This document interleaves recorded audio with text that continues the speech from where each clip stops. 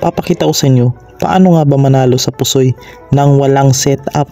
Demonstration lang to mga boss pero pwede naman tong gamitin sa totoong laro. Magbasa na rin tayo ng mga comments at try natin na sagutin yung iba.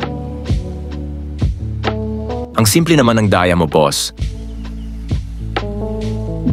Odds sa dulo. Bakit hindi kinakat? Diba sa mga kanto na sugal laging may cut-cut? E di pag nakat na wala na sira na diskarte niyan, Lods?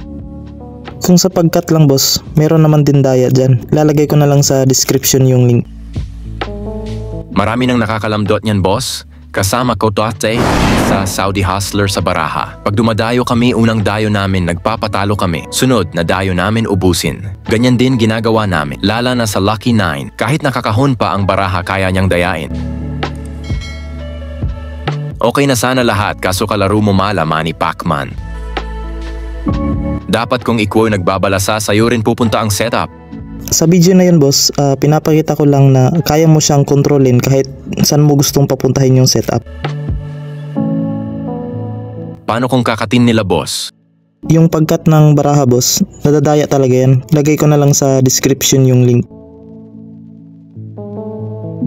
Ginawa sa amin yan, kinabukasan siya na ang nilamayan. Ang bagal ng balasa hindi magagawa sa totoong laro.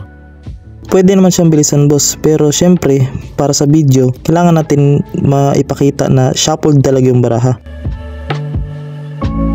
So sana nasagot ka naman yung mga tanong nyo mga boss, at kung gusto nyo matutunan to, nasa description yung link, at abangan nyo mga boss, may mga daya pa tayong hindi natuturo na malay nyo hindi nyo pa alam. So see you sa susunod na video mga boss, at salamat sa panonood.